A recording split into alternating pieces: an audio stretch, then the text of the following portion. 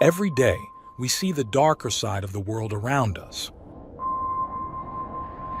We witness how people can hurt others in ways that are hard to understand. It's a sad part of life, but it's something we can't ignore. As someone who dives into the world of crime, I'm here to share the most shocking stories and try to understand what drives people to do such things. I'm Michael, and today, I've got another unreal true crime story for you. It was a cold winter night in Kenton, Massachusetts. Snow covered the streets, and most people were staying warm inside. But inside one small apartment, something wasn't right. Sandra Birchmore, 23 years old and expecting a baby, had been busy planning for the future. Baby clothes were still in their packages, and a checklist for her baby shower sat on the table. But suddenly, she stopped answering calls. She didn't show up for work. Days went by, and no one could reach her. When police arrived to check on her, the apartment was silent. They knocked, no response. As soon as they forced the door open, a terrible smell hit them. What they found inside would leave more questions than answers and reveal a disturbing truth no one expected.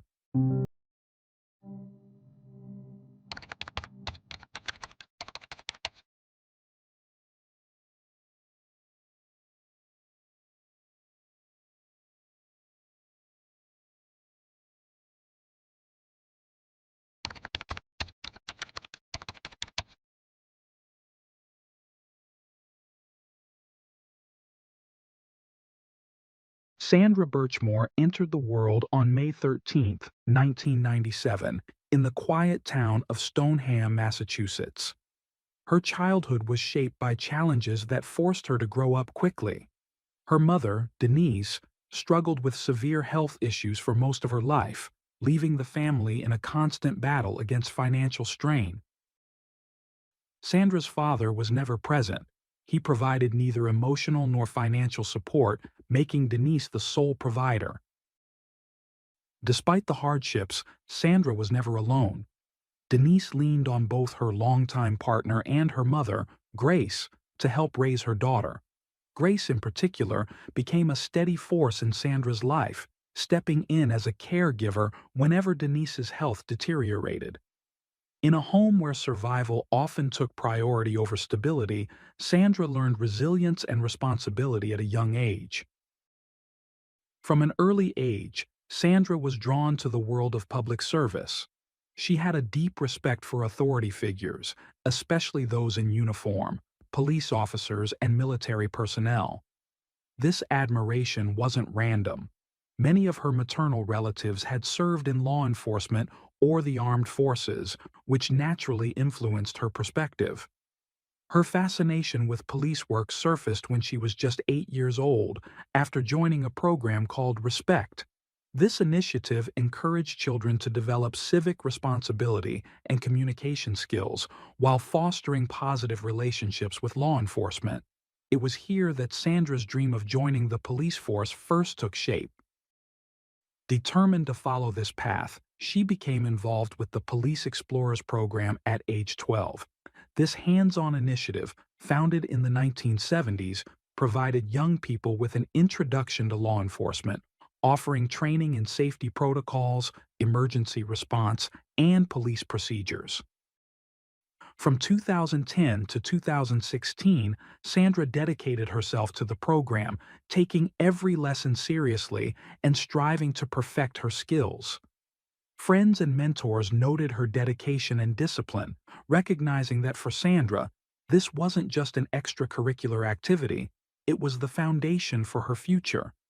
But life had other plans. In 2016, when Sandra was 19, tragedy struck. Her mother, Denise, passed away, leaving her devastated. Her aunt, Denise's sister, offered support, but the loss was profound. This period of grief also coincided with the end of her time in the Police Explorers program, a double blow that left her at a crossroads.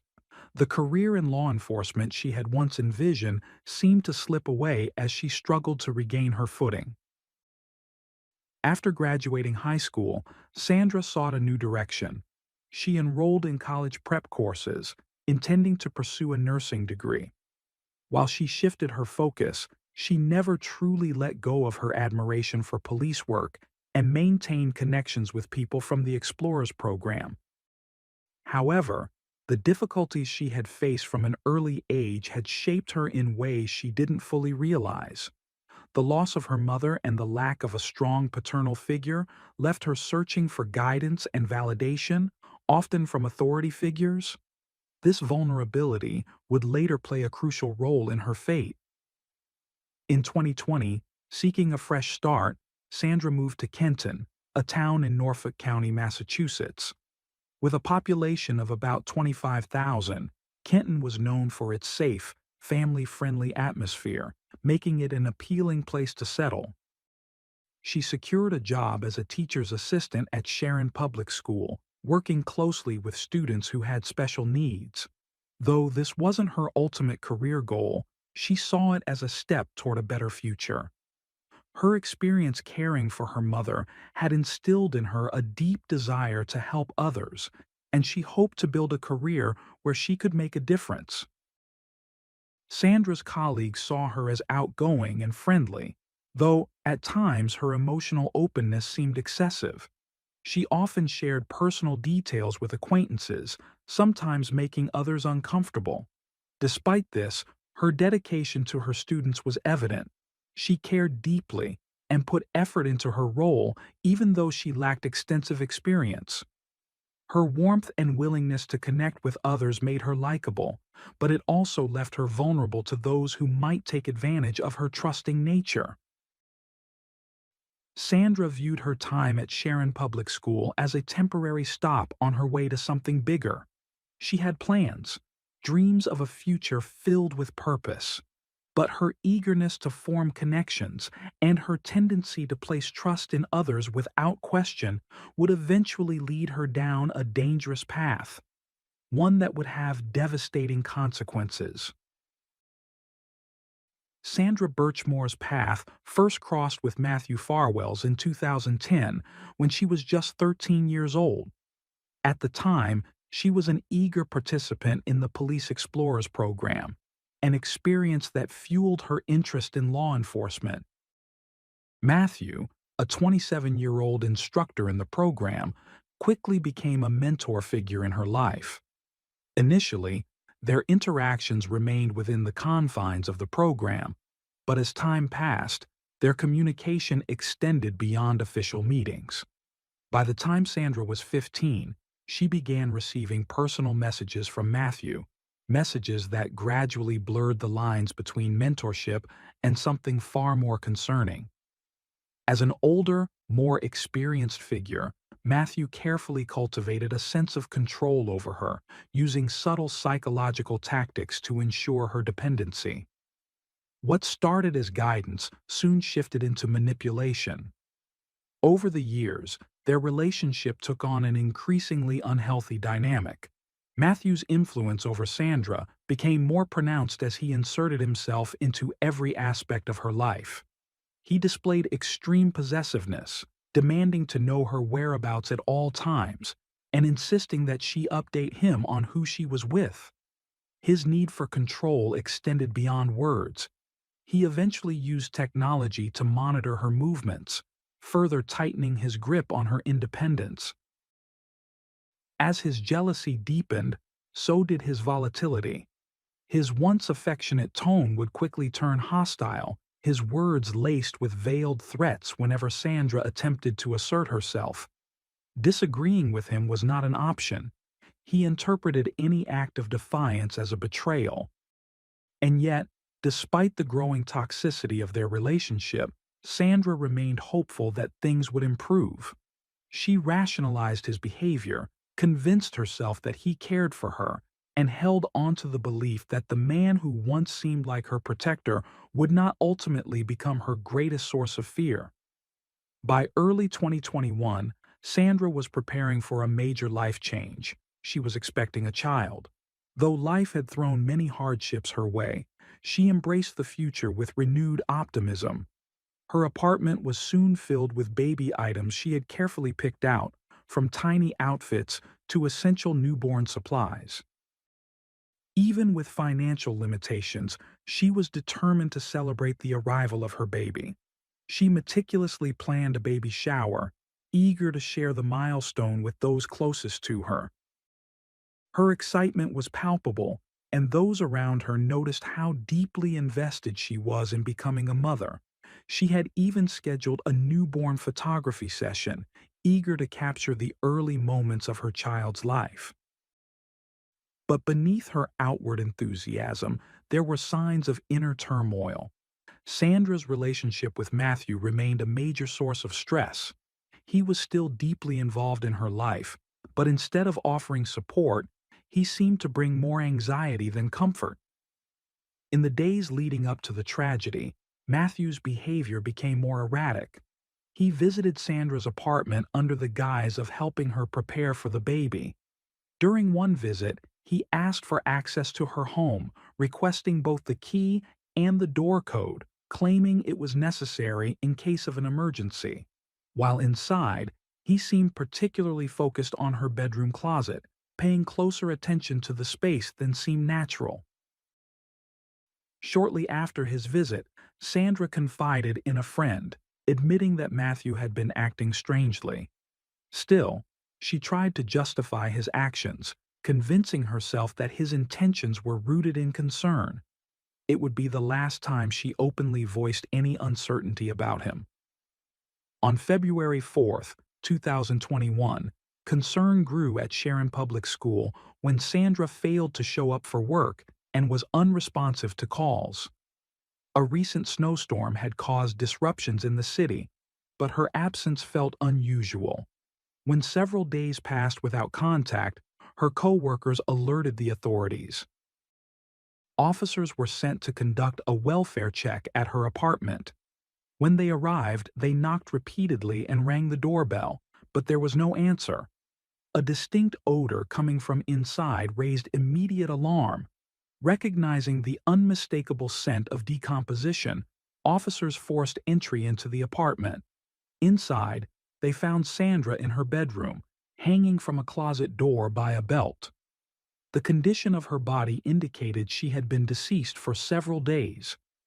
At first glance, nothing in the scene appeared out of place. The initial police report noted no signs of a struggle. Furniture was undisturbed, and the general disarray in the apartment seemed consistent with her usual living habits. However, when her family was later allowed into the apartment, they noticed details that didn't sit right. A load of freshly washed but still wet laundry was left in the washing machine, suggesting she had been in the middle of her daily routine before her death. On the table, unopened packages of baby essentials sat untouched, having been delivered only days earlier. One of the most unsettling discoveries was a broken necklace found near where she had been found, raising questions about what truly happened in her final moments. According to her family, she wore the necklace constantly, even while sleeping or showering. This discovery cast doubt on the conclusion that she had taken her own life. If she had never willingly removed the necklace, how had it ended up broken near the scene? An even more unsettling inconsistency involved Sandra's phone. She was known to use it throughout the day, rarely ever turning it off. However, records showed that her phone had been powered down an entire day before her death and never turned back on. This raised immediate concerns for her family. It didn't align with her usual behavior, and they suspected it pointed to outside involvement. Determined to uncover the truth, Sandra's loved ones pushed for a more thorough investigation. As more details surfaced, particularly regarding her tumultuous relationship with Matthew Farwell, authorities were forced to reevaluate their initial conclusions. His actions in the days leading up to Sandra's death, including his insistence on gaining access to her apartment and his strange demeanor during his last visit, became critical points of concern. These inconsistencies prompted investigators to dig deeper into what had really happened inside Sandra's home.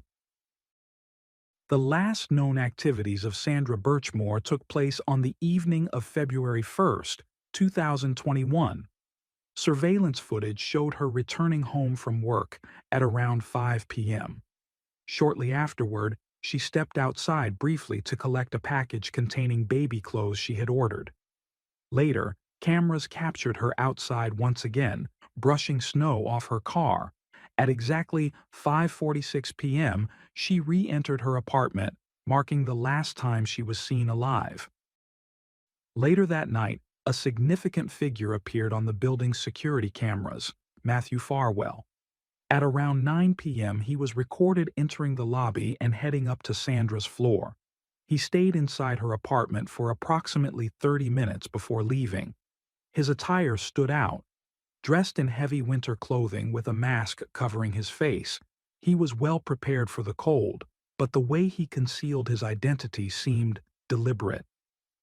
The following day, Sandra was uncharacteristically absent from work and stopped responding to messages.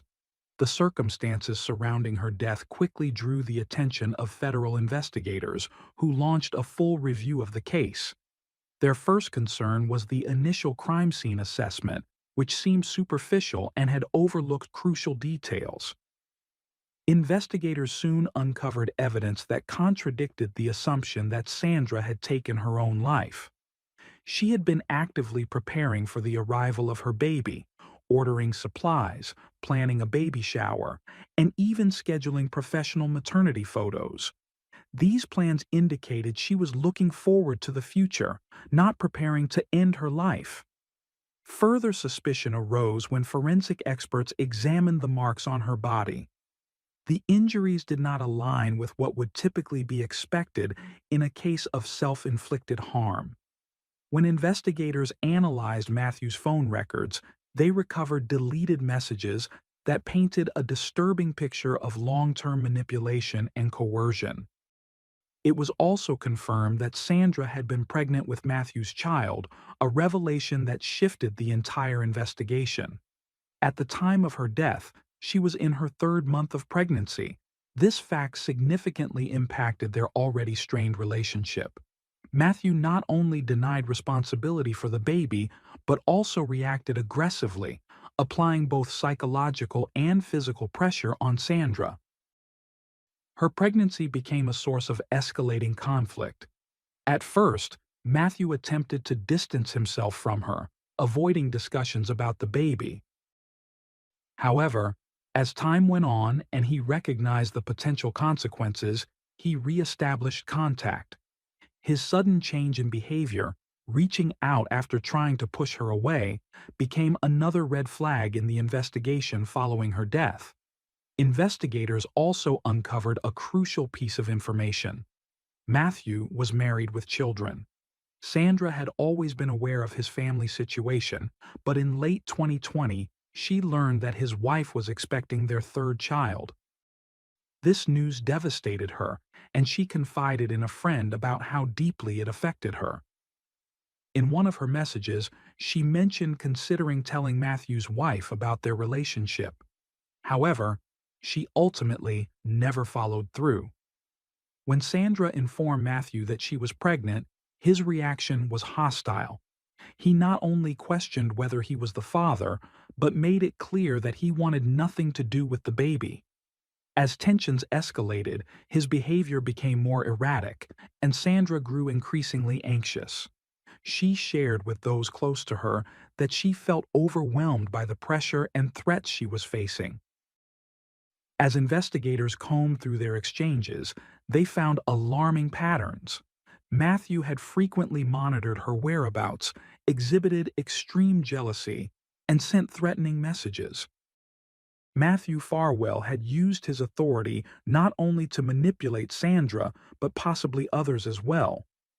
What began as a case centered around one young woman soon exposed a pattern of misconduct within the Police Explorers program, where Matthew had served as a mentor.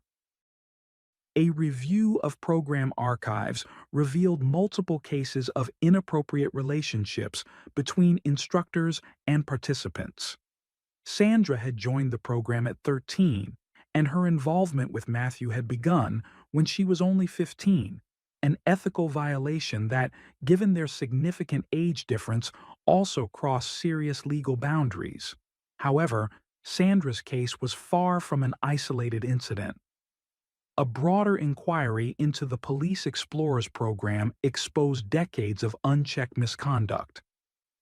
Established in the 1970s, the program had operated with minimal oversight, allowing mentors to exploit their positions of authority without consequences. Investigators found that other officers, including Matthew's brother, William Farwell, and their superior, Robert Devine, were also implicated in inappropriate behavior. Over 200 cases of misconduct spanning decades were uncovered, many of which had never been reported or properly investigated. Further scrutiny revealed that in January 2021, a police officer had received an anonymous tip about potential misconduct involving Matthew. Instead of filing an official report, he privately warned Matthew, giving him the opportunity to cover his tracks. Immediately afterward, Matthew began deleting messages and making calculated efforts to regain Sandra's trust, moves investigators believed were meant to prevent her from coming forward. What exactly happened inside Sandra's apartment that night remains unknown, but forensic evidence allowed investigators to piece together a likely sequence of events. It was suspected that tensions escalated when Sandra once again brought up her pregnancy. She may have been pressing Matthew for acknowledgement or support, something that, if exposed, could have serious consequences for him. The broken necklace found near her body suggested that a struggle had occurred. Investigators theorized that Matthew used force to subdue Sandra. Her phone, which had been turned off shortly after his arrival, may have been deliberately disabled to prevent her from seeking help. These findings shifted the case from one of suspected suicide to a probable homicide. Sandra's death not only led to Matthew Farwell's arrest in 2024, but also exposed systemic failures within regional law enforcement. The Police Explorers program was permanently shut down, but the damage caused by years of unchecked misconduct continued to affect many lives. The case ignited widespread demands for reform, pushing authorities to reevaluate how mentorship programs involving minors were monitored. The investigation into Sandra's death culminated in August 2024, when Matthew Farwell was officially arrested and charged. Prosecutors presented overwhelming evidence linking him to the events of that night. This included recovered text messages documenting years of coercion and manipulation, security footage proving he was at Sandra's apartment just before she was last seen alive, and forensic analysis indicating that her injuries were inconsistent with self-inflicted harm.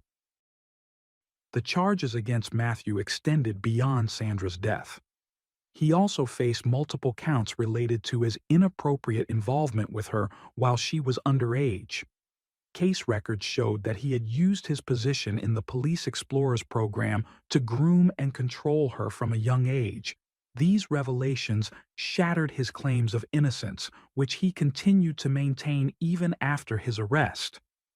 Despite the damning evidence, holding additional suspects accountable proved to be a significant challenge. Investigators had linked Matthew's brother, William Farwell, and their superior, Robert Devine, to instances of misconduct within the program, but formal charges were never filed against them. Many suspected that reluctance within law enforcement agencies to expose deeper, institutional failures played a role in the lack of further prosecutions. As of early 2025, Matthew Farwell's trial was ongoing. Prosecutors argued that Sandra had been forcibly restrained and that her death had been staged to appear as a suicide. Forensic experts testified that key physical indicators, such as specific hemorrhages in the eyes and facial swelling, were missing, reinforcing the theory that she had been overpowered before her body was positioned inside the closet. If convicted, Matthew faced the most severe possible penalty, including a potential capital sentence. Sandra Birchmore's case was no longer just about one woman's tragedy. It became a symbol of systemic failure, exposing deep-rooted issues in law enforcement oversight. Her family, along with activists and advocates, continued to fight for justice, ensuring that her story would not be forgotten and that her case would drive meaningful change.